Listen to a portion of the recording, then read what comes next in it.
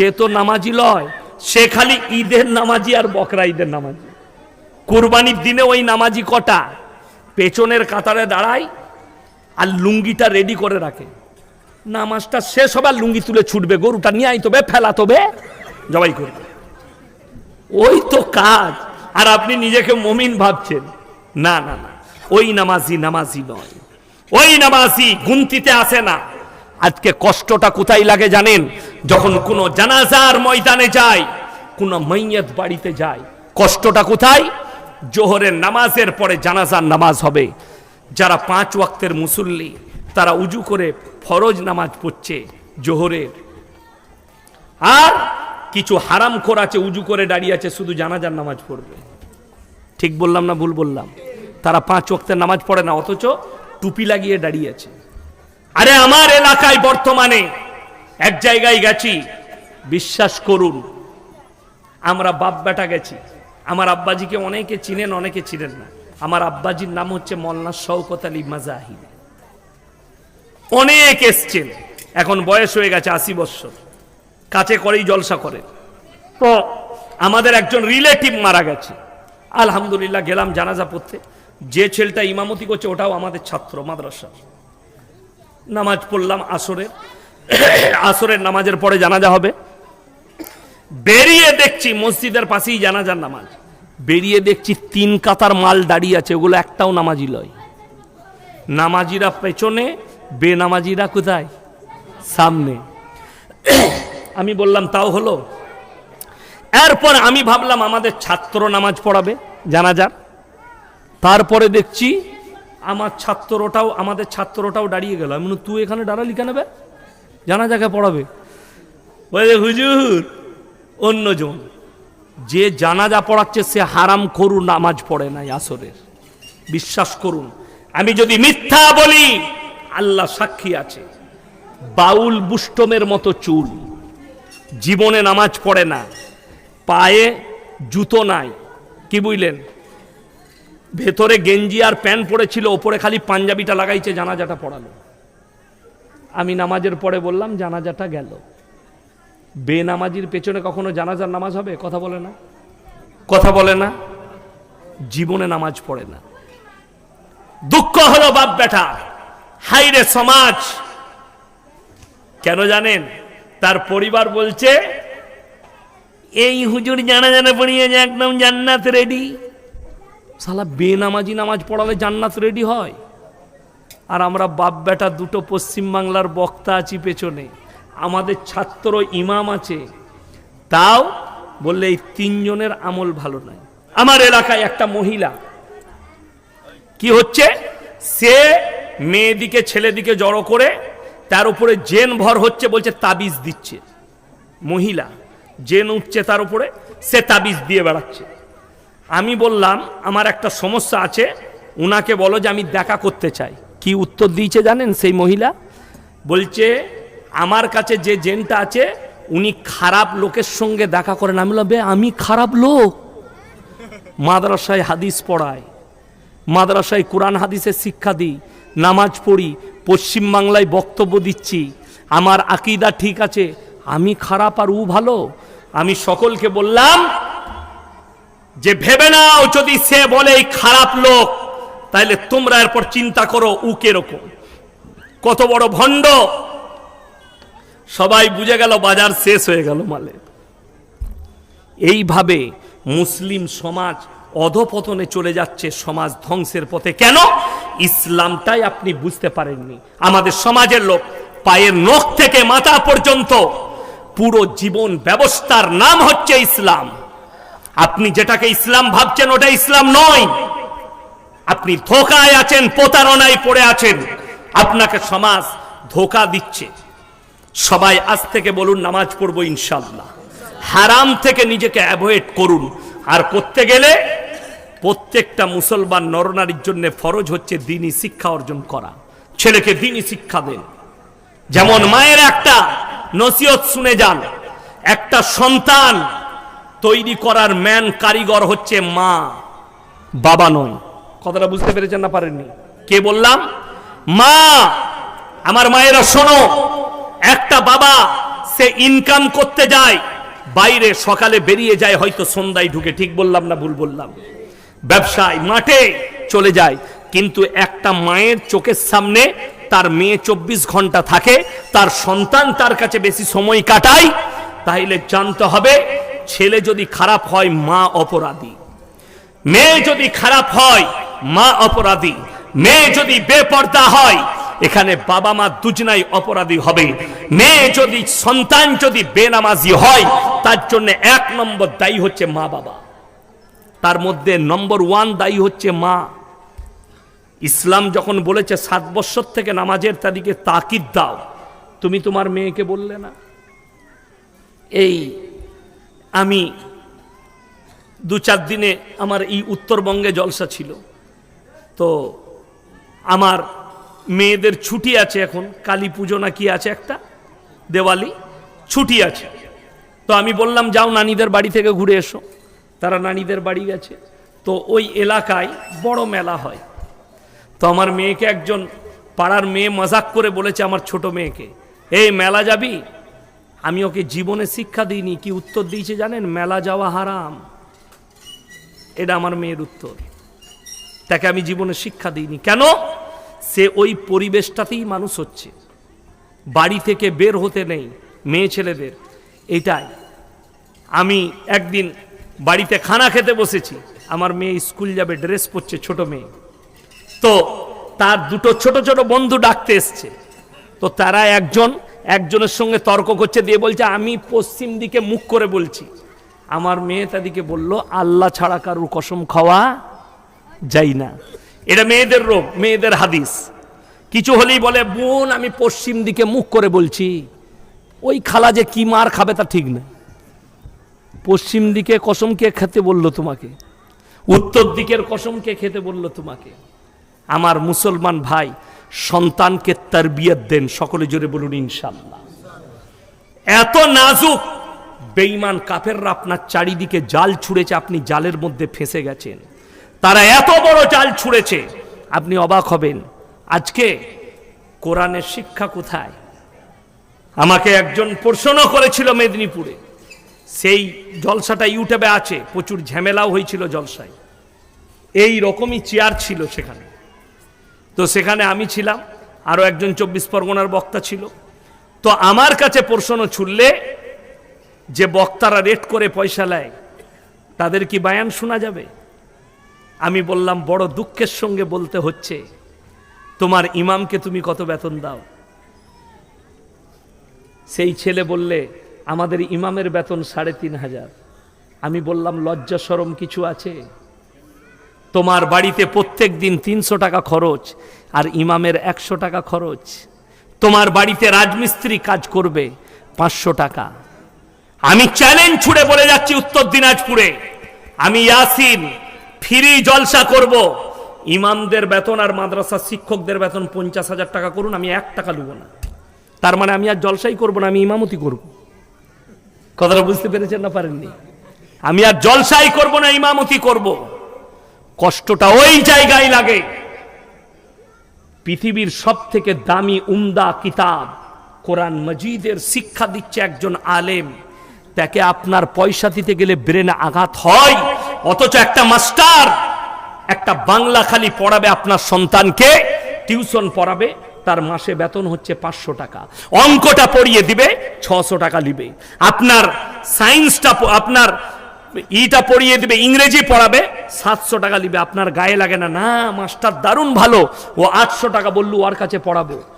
তুমি আল্লাহকে মহব্বত করো, তুমি নামাজ পড়ো, তুমি ধোকাবাজ, তুমি প্রতারক, তুমি আল্লাহকে ধোকা দিচ্ছ। যদি বলেন কোরআন শিক্ষার জন্য পয়সা লাগবে, কে বলল? তাইলে তোমাকে স্কুলে পড়িয়ে বেতন নিতে হবে, কে বলল? কোথায় লেখা আছে? কোন হাদিস আমাকে দেখাও। কথাটা বুঝতে পেরেছেন না পারেননি? যদি বলে হাদিসে কোথাও লেখা নেই যে নামাজ পড়িয়ে মাদ্রাসায় পড়িয়ে পয়সা নিতে হবে, আমি মেনে নিলাম। কিন্তু শুনেলেন, যখন আমিরুল মুমিনিন নবীজি চলে গেলেন, সকালবেলায় উঠে নিজের ব্যবসার মালগুলো নিয়ে বেরিয়ে যাচ্ছেন, তখন সাহাবীরা আটকিয়ে দিলেন, আমাদেরকে দিন শিক্ষা কে দিবে আপনি যদি ব্যবসায়ী যান? আমিরুল মুমিনিন বললেন, আমার সংসার কিভাবে চলবে? সাহাবীরা মাশওয়ারা করলেন, আমরা বাইতুল মাল থেকে আপনাকে ভাতা দেব সংসার চালানোর। বললে তাইলে আমার কোনো অসুবিধা নাই। বেতন শুরু হলো। আর আপনি বলছেন কোরআনে হাদিসে কোথায় আছে, কোথায় লেখা আছে একটা মাদ্রাসার শিক্ষক 24 ঘন্টা মাদ্রাসায় ডিউটি দেয়? ঠিক বললাম না ভুল বললাম? তাকে আপনি 10,000 বেতন দিতে পারেন না, আপনার লজ্জা হওয়া দরকার। অথচ একটা মাস্টার বেলা 11টায় স্কুলে ঢুকে 11, 12, 1, 2, 3, 4, 6 ঘন্টা থাকে। 6 ঘন্টায় তার বেতন 75,000। আপনি ইনসাফ করে বলবেন 6 ঘন্টায় 75,000 টাকার পড়ানো হয়? কথা বলে না? যদি 6 ঘন্টায় 75,000 টাকা লাগে মাসে, তাহলে জেনে রেখে দিবেন যে 24 ঘন্টা ডিউটি দিচ্ছে তাকে 75 লাখ টাকা লাগবে হিসেব করে। ওই জন্য ইনসাফ করুন। যদি আপনার মনে হয় আজকে বক্তারা কেন পয়সা নিচ্ছে আপনি অনুভব করতে পারবেন না। আমি দক্ষিণ দিনাজপুরে একটা মাদ্রাসার জলসা করেছি, জলসার পরে আর কেউ দেখা করেনি। এইখানে স্টেজে বসে বলছি, কোরআন সাক্ষী আছে, আজও তারা টাকা দেয়নি। আমার অভিযোগ তাদের প্রতি নাই, আমি সে মাদ্রাসার নামও করতে যাব না। মাদ্রাসার জলসা কমিটি দেখা করেনি, আমি গাড়ি নিয়ে বাড়ি চলে গেছি। 350 দুগুণে 700 কিলোমিটার আমি বাপের টাকায় এসছি আর বাপের টাকায় গেছি, তাদের টাকাই নয়। দেখাই করেনি তারা। মুর্শিদাবাদে দৌলতাবাদ মাদ্রাসার জলসা, দাঁড়িয়ে আছি, জলসা শেষ হয়ে গেছে।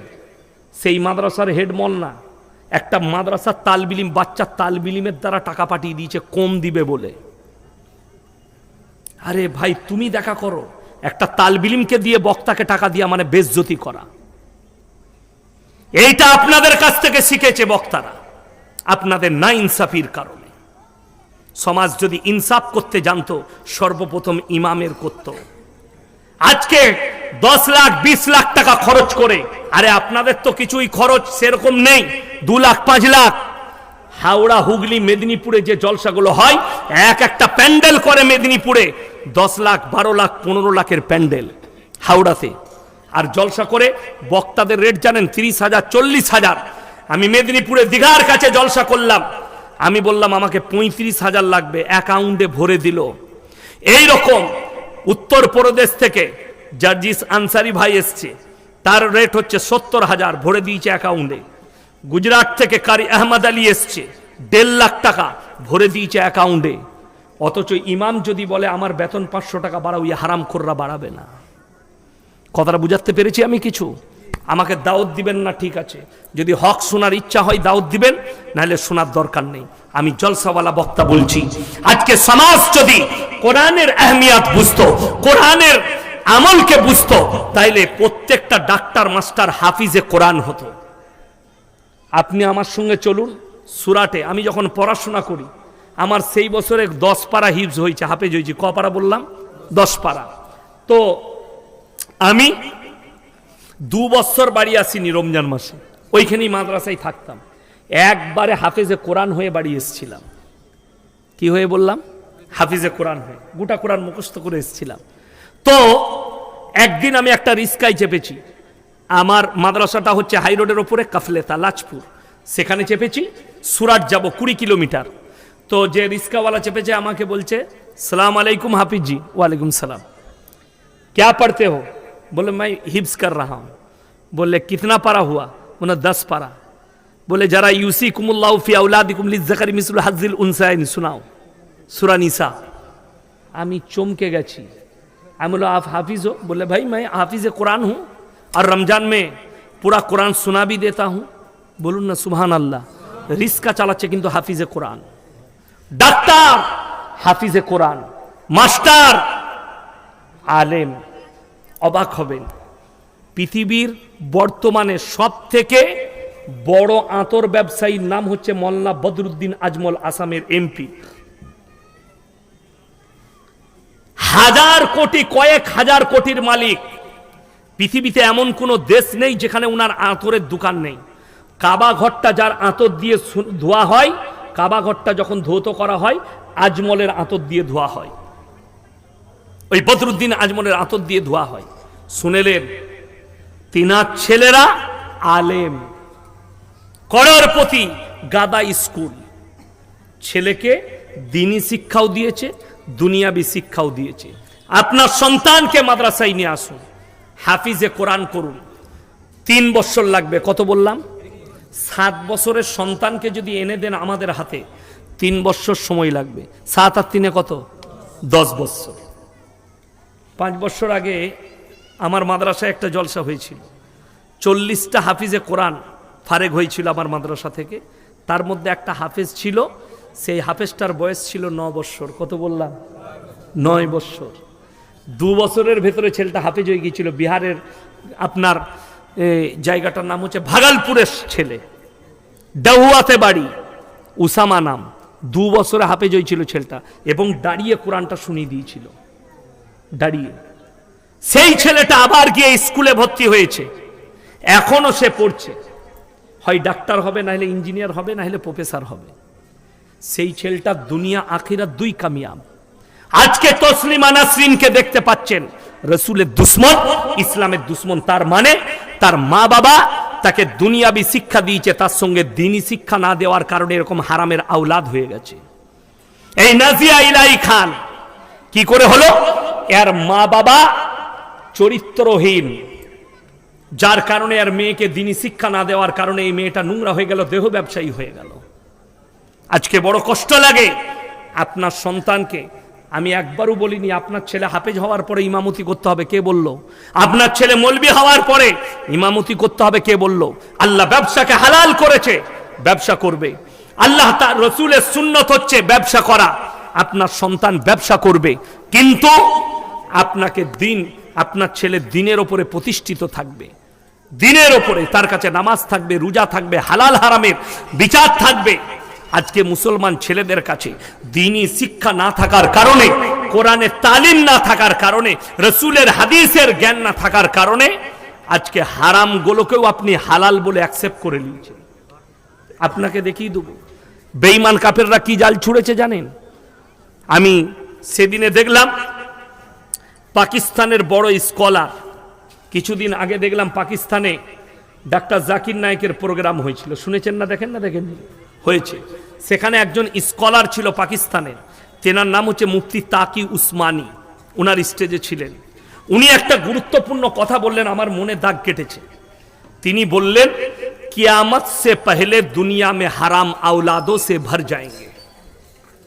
তিনি তার ব্যাখ্যা দিলেন, এবং যতগুলো স্কলার ছিল সবাই অবাক হয়ে শুনলেন যে দামি কথা বলেছেন। ये मिशन किसका है? यहूदी नासारा और ख्रिस्टान का है, इस्लाम के खिलाफ है। ইসলামের বিরুদ্ধে মিশন এটা। কাদের? ইহুদি নাসারা আর খ্রিস্টানদের মিশন, যে এদের মধ্যে ইসলামের ভেতরে হারাম আওলাদকে প্রমোট করে দাও, এরা যেন হারামগুলোকে হালাল বলে মেনে নেয়। আমি উদাহরণস্বরূপ বলছি, আজকে আমি জলসা করতে এসেছি, এখানে যদি কেউ প্রশ্ন করে, স্টেজেই যদি এই বাবাজিরা প্রশ্ন করে আপনি কে, তো সর্বপ্রথম আমি বাপের নাম বলবো না মায়ের বাবা? বাবা, আমি হচ্ছি মোল্লা শওকত আলী মাজাহিরির ছেলে, এটা আমার পরিচয়, বাপের নাম। এখানে যদি আমি ইনাকে জিজ্ঞেস করি, সভাপতিকে জিজ্ঞেস করি, ভাই আপনার পরিচয় কি, বাবার নাম বলবে না মায়ের? বাবা। যদি বাবা মারা যায় তাও বলবে আমি মৃত অমুকের ছেলে, ঠিক কিনা? আপনাদের এখানে ছাগল আছে না নাই? ছাগলের বাচ্চা হলে আপনারা পাঁঠার বাচ্চা বলেন না? ছাগলের। গায়ের বাচ্চা হলে ষাঁড়ের বাচ্চা বলেন না? গায়ের বাচ্চা। আল্লাহ রাব্বুল আলামিন ইনসানের পরিচয় দিয়েছে বাপের দ্বারা, আর জানোয়ারের পরিচয় দিয়েছে মায়ের দ্বারা। ইনসান আর জানোয়ারের মধ্যে যে ফারাক, যে পার্থক্য, সেটার নাম হচ্ছে জানোয়ারের পরিচয় মা আর ইনসানের পরিচয় বাপ। কেন? একটা জানোয়ার মাঠে চড়তে গেলে, একটা ছাগল যদি মাঠে যায়, তার সঙ্গে 3টে পাঁঠা মিলামিশা করতে পারে, কিন্তু কার বীর্য থেকে বাচ্চা হয়েছে এটা আল্লাহ ছাড়া কেউ জানে না। একটা ষাঁড় মাঠে যাবে আর একটা গাই মাঠে যাবে, সেখানে 5টা ষাঁড় থাকলে 5 জনই মিলামিশা করতে পারে। কার বীর্য থেকে বাচ্চা হয়েছে আল্লাহ ছাড়া কেউ জানে না। শুনেলেন? বর্তমানে যারা শিক্ষিত ছেলে মেয়ে আছেন তারা শুনেলেন বেঈমান কাফেররা কিভাবে প্রমোট করছে। America, London, Britain, Japan, German, Australia, Brazil, New Zealand, যতগুলো বেঈমান কাফের দেশ আছে তারা তাদের পার্লামেন্টে পাস করিয়েছে। এরপর থেকে কোনো ছেলে যদি চায় নিজের মায়ের পরিচয়ে বাঁচতে পারবে, তাদের মধ্যে আর জানোয়ারের মধ্যে কোনো পার্থক্য থাকবে না। কেন তারা এটা পাস করিয়েছে? সেই সম্পর্কটার নাম দেওয়া হয়েছে রিলেশনশিপ। ভারতের মাটিতে এই সম্পর্কটা যাদের কাছে আছে শুনেলেন, চাষিবাসীর কাছে নয়, গ্রাম্য মানুষের কাছে নয়। এই সম্পর্কটা প্রথম ঢুকেছে বলিউড, টলিউড, কলিউড না ফিল্মি দুনিয়ায়, তারপরে এসছে ক্রিকেটের খেলার দুনিয়ায়, তারপরে এসছে কলেজ আর ইউনিভার্সিটির দুনিয়ায় চলে এসছে। সম্পর্কে আছে, নাম দিয়েছে রিলেশনশিপ। 3 দিন থেকে 1 সপ্তাহ 4 দিনের আগেকার খবর, আমি গাড়িতে আস্তে আস্তে দেখছিলাম 4 দিন আগে মোবাইলে, একজন ভালো ফুটবলার একটা মেয়ের সঙ্গে রিলেশনে ছিল, রিলেশন তো সেই মেয়েটা প্রেগনেন্ট। সে ফটো শেয়ার করেছে ফেসবুকে, নিজের ফটো পোস্ট করেছে যে আমি প্রেগনেন্ট আছি, পেটের ফটো দিয়েছে।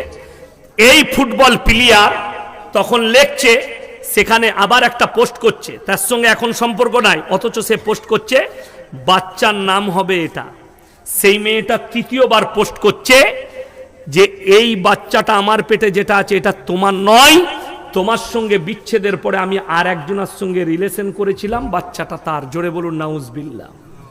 হারাম আওলাদগুলো বিনা বিয়েতে প্রমোট হয়ে যাবে, সমাজ এগুলোকে হালাল ভাববে। হে আমার যুবক যুবতী, বেঈমান কাফেররা কিভাবে মুসলিম সমাজকে জিনা করাচ্ছে শুনেলেন। যারা আমার বাবা আছেন, মা আছেন শুনেলেন। তারা নাম দিয়েছে 14ই ফেব্রুয়ারি ভ্যালেন্টাইন ডে, কাজ হচ্ছে জিনা করা। তারা নাম দিয়েছে চকলেট ডে, কাজ হচ্ছে জিনা করা। তারা নাম দিয়েছে রোজ ডে, কাজ হচ্ছে জিনা করা। তারা নাম দিয়েছে কিস ডে, কাজ হচ্ছে জিনা করা।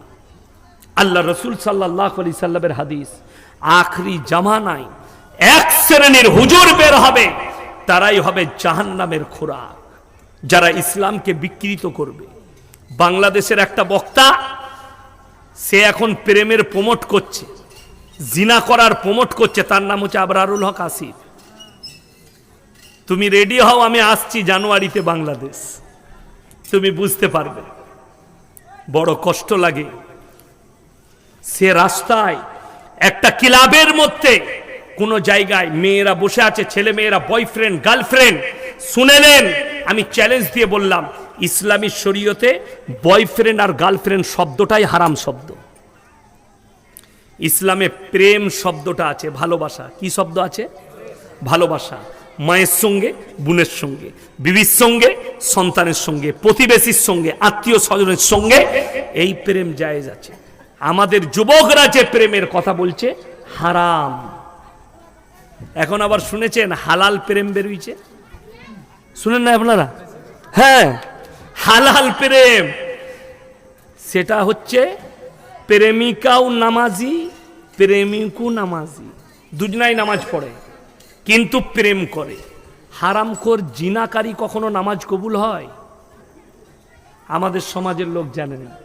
আসসালামু আলাইকুম, ভালো আছো, খেয়েছো, শুয়েছো, সারা রাত গল্প করছে, ফজরের সময় বলছে শোনা আজান হয়েছে, বললে হ্যাঁ। তোমাদের হয়েছে, নামাজ পড়বে না?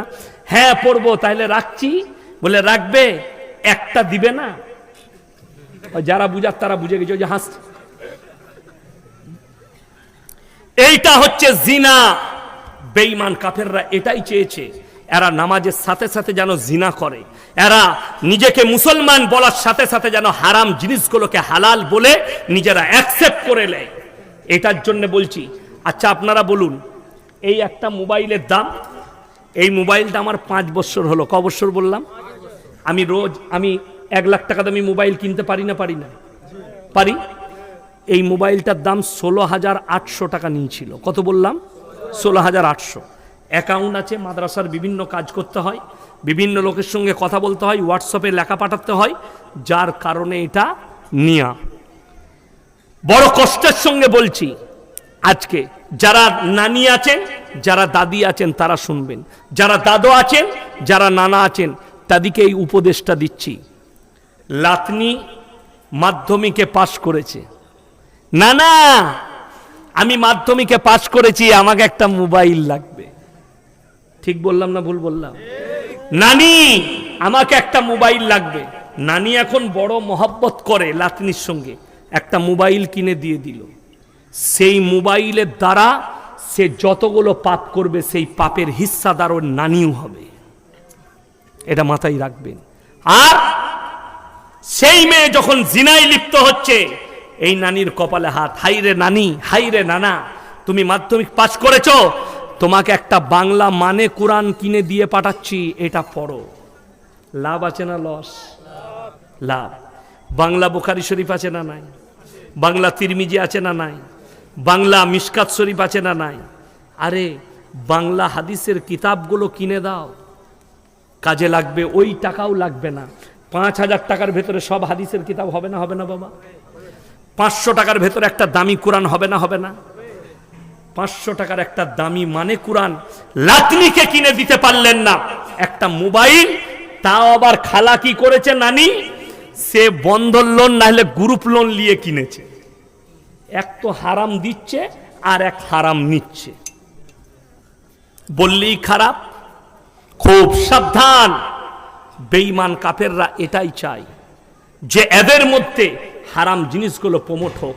আজকে সব থেকে বড় পাপটা যেটা ছুটে এসছে আমাদের কাছে, সেটার নাম হচ্ছে কি? পরকিয়া। কি নাম বললাম? পরকিয়া। ছুটে চলে এসছে। লোকের বউকে নিয়ে পালিয়ে যাওয়া, লোকের বউকে নিয়ে পালিয়ে ঘর করা, লোকের বিবির সঙ্গে জিনা করা। স্বামী সৌদিতে, স্বামী আছে লেবাননে, স্বামী আছে কাতারে, স্বামী আছে কুয়েতে। শুনেলেন আমার মায়েরা, কোন মহিলা যদি স্বামী মারা যায়,